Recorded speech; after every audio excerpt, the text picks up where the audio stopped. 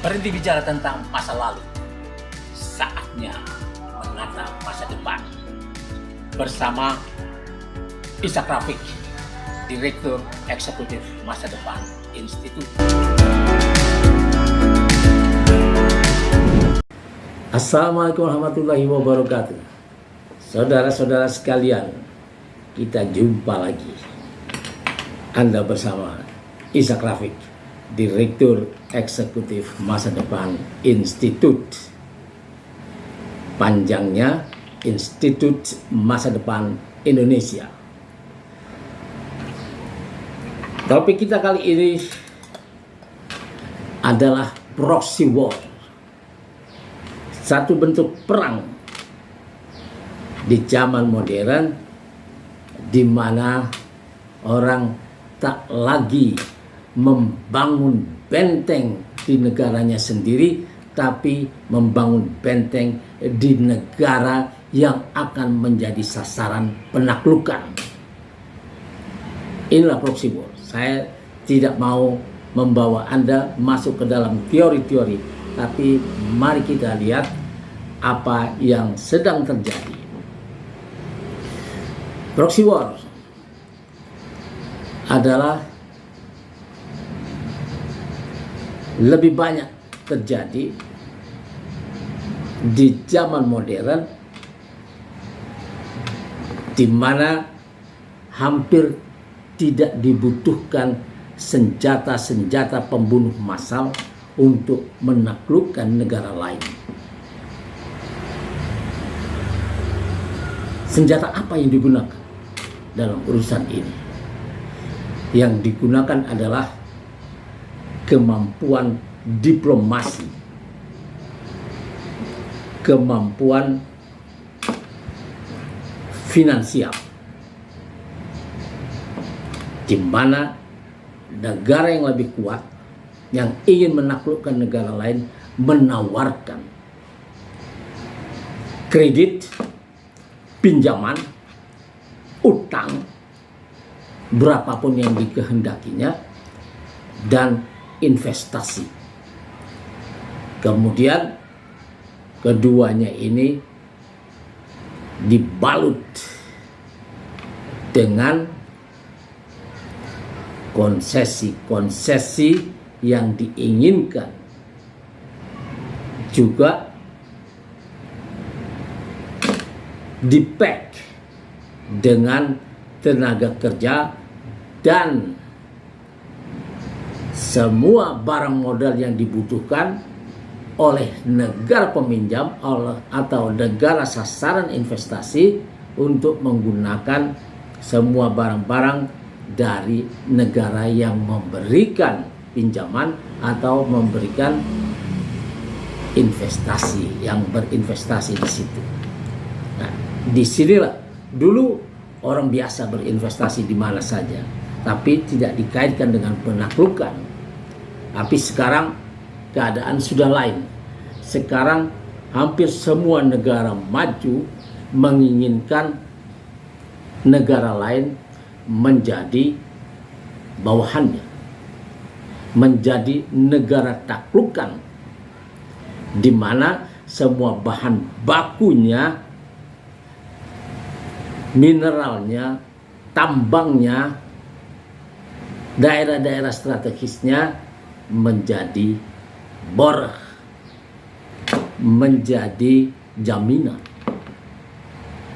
untuk kelangsungan industri di negaranya sendiri. Nah, inilah proxy war. Proxy war ini lebih wangi, lebih tidak menakutkan, tapi akibatnya mungkin lebih dahsyat daripada perang militer. Siapakah yang digunakan untuk menjadi pasukan proksi oleh negara lain yang ingin menaklukkan itu? Yang digunakan adalah pebisnisnya yang haus akan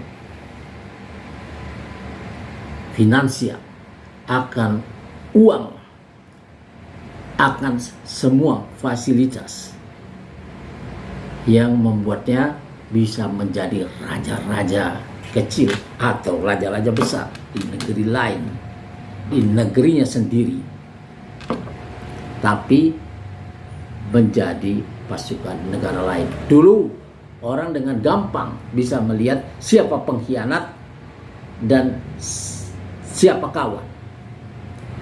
Dan pengkhianat itu bersembunyi, melakukan semua kegiatannya secara diam-diam. Zaman ini sudah lain. Pengkhianat dan kawan tak lagi bisa dibedakan kadang-kadang karena sama-sama tampil wangi.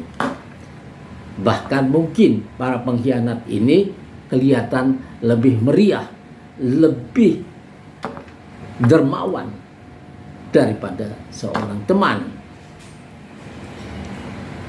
Nah, inilah yang membuat proxy war menjadi sesuatu yang menarik di zaman modern. Kita lihat banyak negara yang jatuh ke tangan Cina misalnya, negara-negara Afrika yang menerima pinjaman, juga Sri Lanka, dibangunkan segala yang diinginkannya dengan uang pinjaman, dengan fasilitas dari Cina.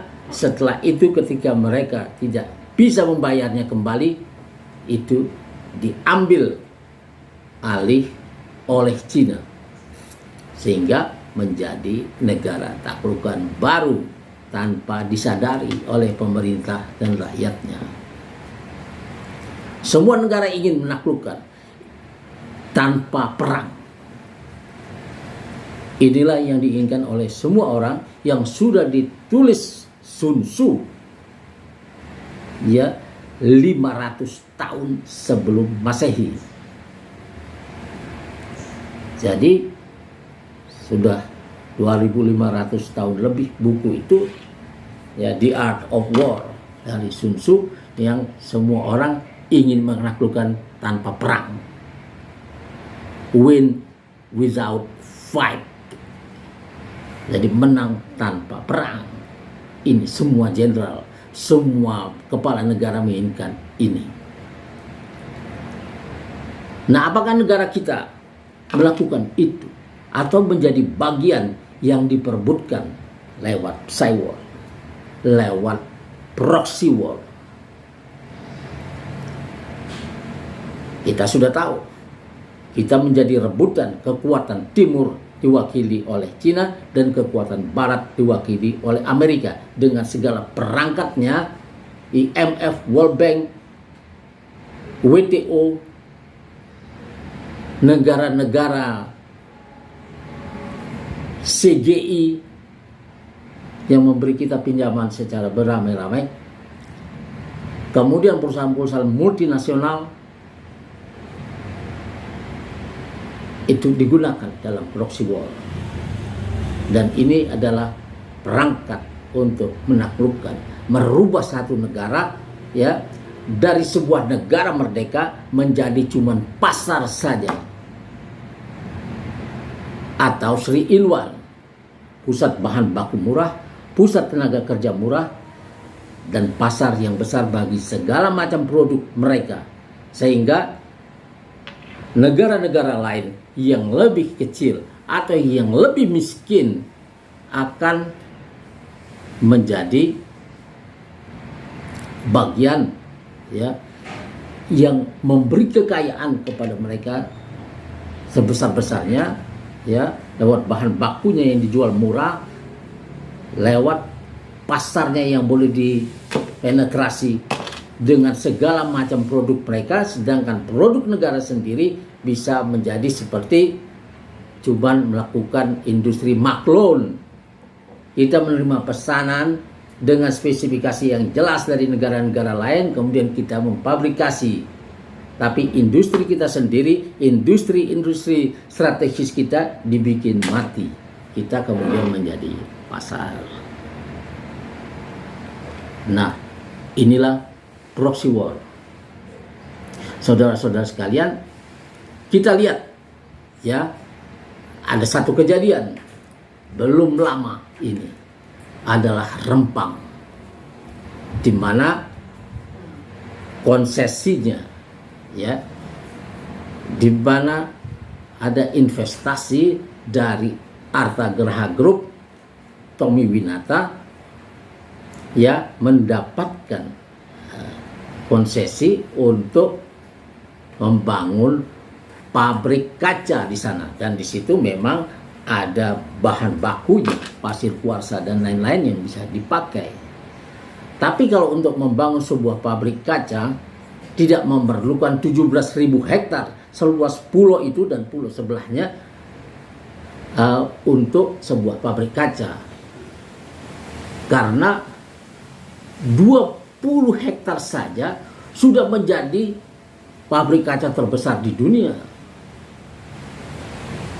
Atau kalau kita mau yang hebat, 100 hektar aja sudah sangat hebat.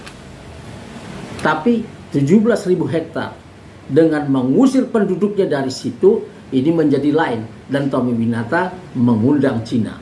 Dan ini posisinya ada di Selat Malaka. Selat Malaka ini seperti kita tahu adalah tempat di mana terjadi transaksi bisnis yang luar biasa besar, melampaui 10.000 triliun US dollar. Mestinya ya, Indonesia lah yang mendapat keuntungan ini. Seenggaknya 30% transaksi bisnis yang terjadi di situ harus menjadi milik Indonesia, harus menjadi bagian yang menguntungkan Indonesia, sehingga jadinya 30%. Artinya ada 3.000 triliun yang bisa kita ambil dari Selat Malaka, dari Rempang, dari pulau itu. Tapi sekarang itu lewat Tommy Winata menjadi bagian dari Cina, dan karena luasnya itu dia akan menjadi pangkalan militer yang besar dari Cina, dan dengan itu seluruh kawasan Asia Tenggara bisa dipegang oleh RRC Xi Jinping. Bagaimana dengan yang lain? Yang lain juga akan dapat giliran. Kita sudah lihat Morowali, kita sudah lihat Kalimantan, kita sudah lihat Papua, kita sudah lihat tempat-tempat yang mengandung tambang menjadi konsesi-konsesi yang akan diberikan kepada para pengusaha besar, pengusaha tambang baik dalam negeri maupun luar negeri. Dan ini sudah dibuatkan undang-undangnya, yaitu Undang-Undang Omnibus Law, Undang-Undang Cipta Kerja, yang sudah dinyatakan inkonstitusional, tapi didaur ulang, masuk lagi, seolah-olah sedang mengejar setoran. Dan ini tugas pemerintah baru untuk mencabut undang-undang ini kalau menginginkan Indonesia menjadi negara besar, rakyatnya makmur. Karena bumi, air, dan segala kekayaan yang terkandung di dalamnya dikuasai oleh negara dan dipergunakan untuk sebesar-besarnya kemakmuran rakyat. Ini pasal 33 Undang-Undang Dasar 1945. Tidak boleh dilanggar oleh pemerintah, dan tugas pemerintah untuk memakmurkan rakyat, bukan membiarkan tempat-tempat yang bagus, tambang-tambang kita menjadi konsesi-konsesi asing atau menjadi kawasan-kawasan ekonomi eksklusif lewat undang-undang, lewat kebijakan yang legal perebutan ini. Dan rakyat sendiri boleh diusir kapan saja untuk kebutuhan modal dan pemodal, dan kemudian negara bisa menggunakan tentara dan polisi untuk mempertahankan perampasan itu, dan rakyat menghadapi tentaranya sendiri, polisinya sendiri. Ini tidak boleh terjadi. Proxy war ini harus dihentikan. Pemerintah baru harus membawa satu misi Undang-Undang Dasar 1945, di mana kita merdeka untuk itu, menjadi tuan di negeri sendiri. Wassalamualaikum warahmatullahi wabarakatuh.